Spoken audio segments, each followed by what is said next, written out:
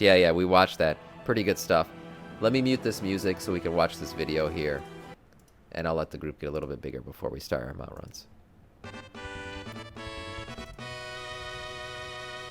Hello, Internet, Taliesin here, and welcome to the return of the weekly reset. Taliesin and Evitel's wondrous wisdom show. Is that a Tuskar on his desk? Holy shit, that thing's cool. Our new house and our new set, look at that. Which is definitely finished. Yes, this is finished. This is how it's going to look. This is how it's going to be. I'm only joking. It's not finished, so I'm sorry you have to look at it. In a week where there is so much to catch up on in the world of WoW since we've been away moving house and building this very expensive and definitely finished set. Stuff that Druids we are going to be the enhancement shaman of Dragonflight. On this episode, such as Season 4 dropping like an atomic bomb on the auction house and completely obliterating it, and everyone being very upset that the Slime Cat wasn't available in LFR before the patch, and then not really caring too much about it after the patch, and Grim Normal is so Depot. easy.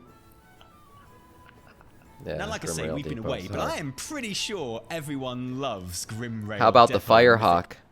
Am I the only one who doesn't have that mount? Yes, we will get the Plus, Firehawk like too. We'll add that to the list. Would. But we're not going to talk about any of that. Just like we are not going to talk about the Dragonflight Alpha's gradual reveal of new zones and dungeons and talent trees over the last couple of weeks. Although, if I was going to talk about them, I'd probably mention how the Dragon Isles are one of the most legitimately beautiful environments in the history of the game so far. How dragon riding is still awesome and genuinely one of the best additions to the game ever. I can't wait to dragon ride.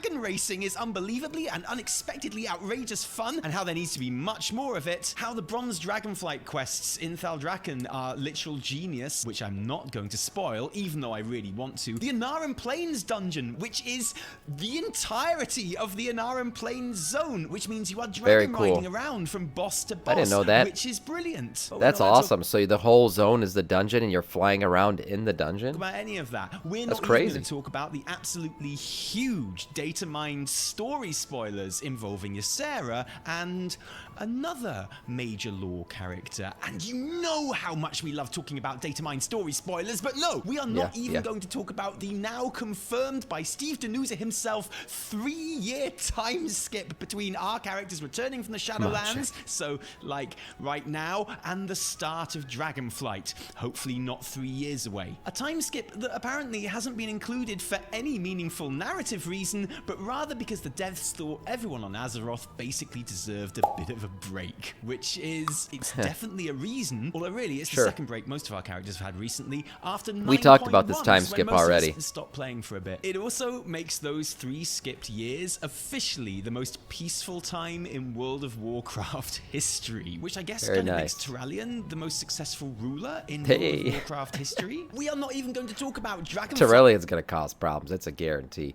Oh, and then this leak thing. Yeah, where, you know, they talk about when the shit's going to drop.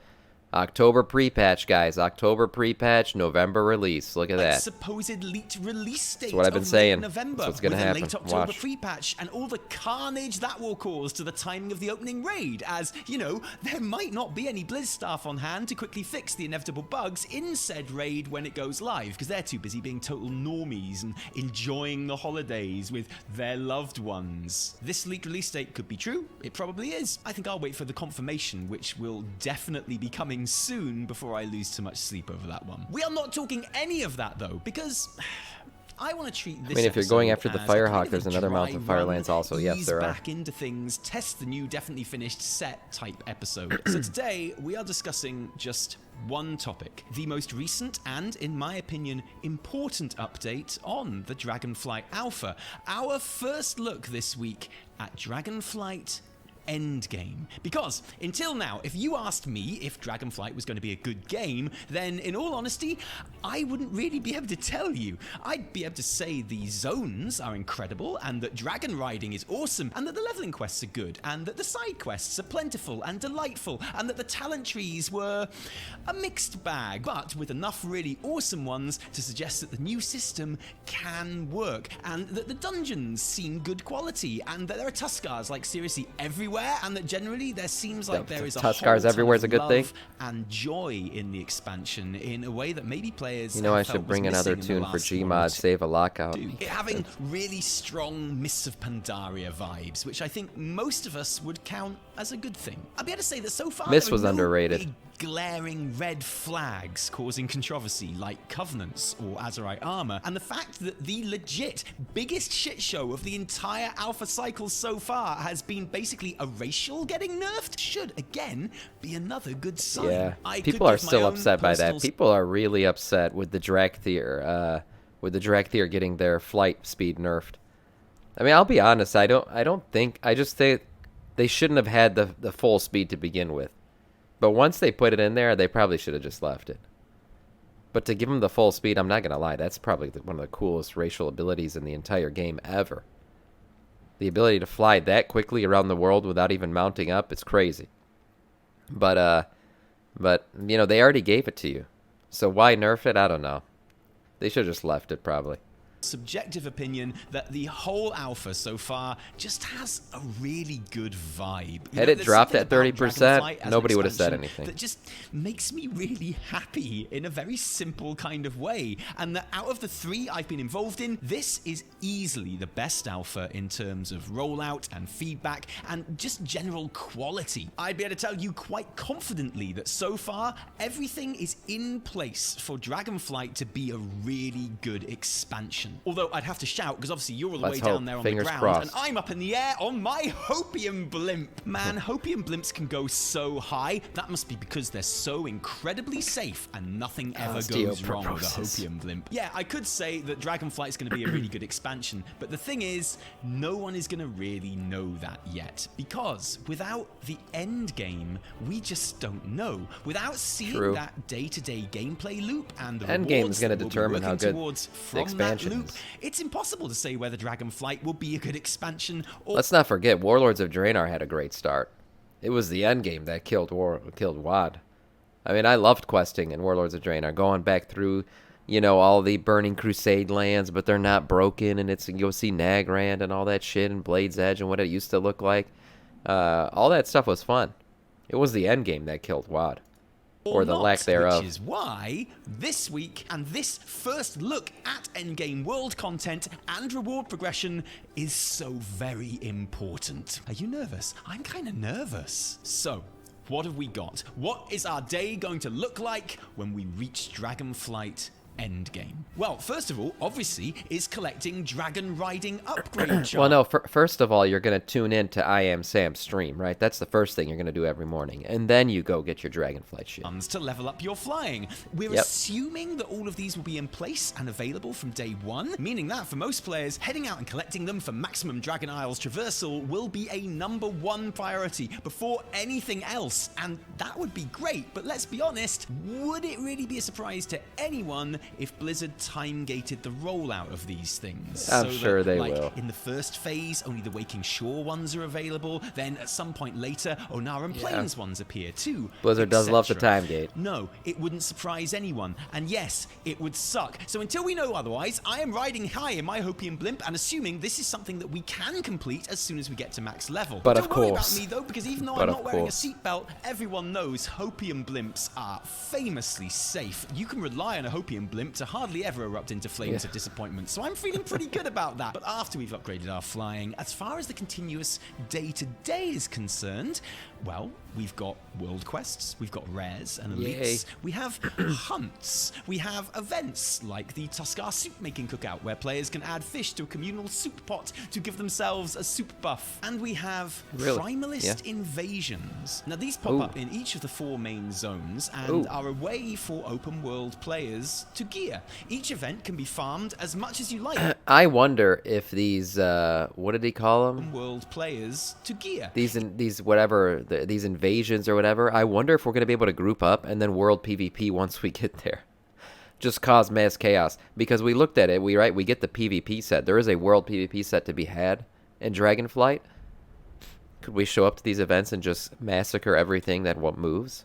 Each event can be farmed as much as That'd you be cool. like at the moment for Elemental Overflow, a currency that can be used to purchase item level 382 gear, which is starter stuff, like a couple of item levels below LFR. However, 382. each invasion will also give you... So 382 is going to be below LFR, so LFR is probably going to at the be... moment from literally the first We're mob gonna be- you we're gonna kill be rocking invasion, 400 but item level gear. presumably that'll be different on live. An elemental sigil, depending on the elemental invasion that it is, which you hand into a vendor for a storm sigil. Each elemental sigil can only be looted once per week, so that is a maximum of 4 storm sigils per reset, which can be used to purchase I hate figuring item out what currency does what. I freaking am so lost with the amount of currency in this game sometimes. It's ridiculous. level 395 gear, which is a couple of item levels below normal raid gear. So that's 4 So normal's going to be at like 400. storm sigils a week, and you'll never guess how much the cheapest item costs to buy. 5 storm sigils is 5 storm sigils is what it costs. So acquisition is very slow. Like a Yeah, piece just make it every one couple of fucking weeks. name or And it takes, something. like, Yeah, 70 I get so confused with the amount of currency in this game. something sigils to get the whole set, so it really is very focused on world content players who don't play raids or dungeons, or catch up or bad luck protection for everyone else, or alts. Zereth Mortis proved to me that I am more than willing to mindlessly bop out a currency to gear my alts from a vendor, especially if the higher end of that gear, which I'm guessing Storm Sigil gear is, can be turned into tier sets somehow. We're gonna have to wait and see on that one, but there's also a 289 item level set, so between LFR and Isn't this normal the level World for PvP doing set? World PvP, which Yeah, we're going to go for this, man. I am so excited to World PvP. might genuinely be of use to lots of people early on, especially as there are PvP I miss Justice set vendors, bonuses on that gear. And, you know, it's another color of choice for transmog. Never underestimate the power of a transmog. Anyway, I am all for non-raiders. Imagine our entire Scourge raid geared out in that yellow World PvP set, just massacring entire villages. I can't wait. And non-dungeoners. So there will be a having currency options. used to unlock a currency to buy a new currency, Open basically. world. And yeah, the sigil Basically, thing Mag. is a slow process, but there are other options for them too, which we'll come to in just a moment. Because the main reward progression, the thing that most of us will be doing every day, is the faction renown trees. A combination of traditional reputation and covenant renown. As in, every 1,000 rep that you gain with a faction increases your renown with them by 1 rank. And this rep is gained by doing world quests, handing in a faction unique currency resource Nice. from outdoor Currenception. activities, completing the Cobalt Catastrophe 40-man weekly, PvP which raids, is an yes, elite exactly, area Dave. that drops Torghast style power-up orbs, and I guess eventually you'll be able to earn rep by killing elites. Although that one doesn't seem to be in place We'll hear yet. you, So it's hard Sam exactly Evoker. to know Oh, yeah. what kind of cap is on daily or weekly rep. Look, did you guys notice something? If you look at the renown rewards, they are not tied to player power at all. All of these rewards for the renown are like they have to do with professions and exploration and all kinds of stuff. It's very, it's not going to be required for rating at all. Like grinding out renown is going to be something you do because you just feel like doing it, not because you have to. I personally Really, think this there doesn't renown seem to be system is much going to be reason to great have any in kind of Dragonflight. cap, because the rewards for these renown trees, this is important too, are completely devoid of any can also meaningful count on it. player Yeah, I see what power you did there. at I all, see what you did. consisting of cosmetic rewards like cloaks, backpacks, full Exactly. transmogs, pets, dragon customizations, new nodes to farm for that faction's rep currency. I'll be doing new it for the story dragon quests. customization. That's what, like, that'll be my motivation to do it, is to unlock the different dragon customizations. But there's so much cool stuff in here, and again, none of it's player power related. lines per faction, a new scenario here and there, some suspiciously looking mission table type stuff. I'm excited for professions. The only thing I'm really not excited for is the talent system, just because it might be a while to learn it all. World Yeah, quest unlocks, there's going to be growing including pains with the talent dragon system riding for sure. world quests on the Valdrakken path, and general perks that will make doing stuff in the zone easier, like They need to stop portals putting in them Awakened into my Shores, bags. a hunting buddy in Anara much dumb and Plains who weird. you level up and give new abilities through renown progress, that kind of thing. There is some gear. Each renown path has levels which unlock the ability to buy a 398 item level item in a specific slot, which is normal Okay. raid level, so not nothing, especially 398. I mean, yeah, it's not bad, but if we're pug raiding every week, it's not going to matter. It'll just be an extra way to get some gear. for non-raiders and non-dungeoners, but not exactly earth-shattering. And that's Yeah.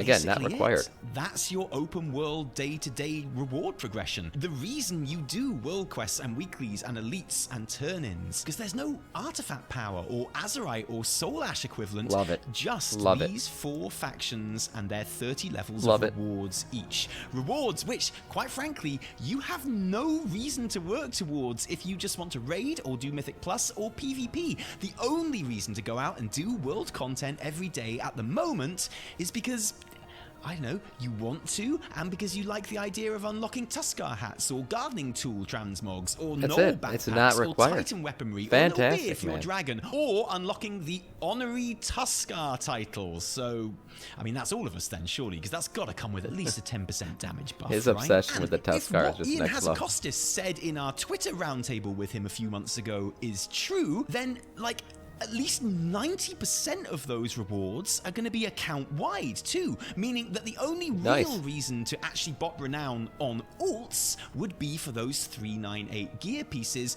and the occasional supply pouch. These pop up once every 6 renown levels, and we assume is likely going to be just filled with herbs and ore and Probably. fish and gold and stuff, but like good quality consumables, right? Like pentagold ones, maybe. Yeah, I know how the new professions work. I'm like a profession expert. Pentagold good, poo square bad. It's easy. Everything else, like the transmogs and the pets and node unlocks and dragon customizations, fit Ian's stated criteria in that interview for things that they would make account wide. If you're going to want to be like a profession Andy, that's when this is going to be like something you're really going to want to do. There's a lot of profession related stuff going on in these renown things, so all profession Andys will probably want to grind out renown. Now, the one thing that I want to find out is, like, as far as renown was in Shadowlands, I never grinded it out, right? I just raided every single week and passively generated renown. If you're doing raids in Mythic Plus, you're getting renown all the time. So that's why I'm wondering, is that going to be possible here as well? Are we going to be getting renown from just doing raids and shit? If that's the case, then maxing out viewers these and renown followers. trees Damn is it. something that a majority of players will do only once. So, to recap, the day-to-day max level progression routine looks like this. Day 1, collect all the dragon riding upgrades to pimp out your ride into a badass 6-figure Be lightning gone. recharge traversal machine. Complete the 4 different primal invasions every week for your storm sigils to buy not quite normal raid level gear, or farm Those things are going to be outdated pretty quick. If you're raiding, traversal machine. Complete the 4 different primal invasions every week for these primal invasions are going to need some other type of reward to make me go do them, because this gear is going to be quickly. Storm We're going to get sigils past buy it quick. Not quite What's up, normal Lucy? raid level gear, or farm them for even lower level gear than that. Complete world Anima quests, haunts my weeklies, dreams. side quests, and probably kill rare elites, and maybe open treasures, and somehow farm faction-specific currencies for reputation with the 4 We have fame factions, bots and creep progress bots, each yay. faction's renown tree for perks, transmogs, story quests, and other non-player power-related stuff. Oh, and also, Non-player if you are a power related. crafter,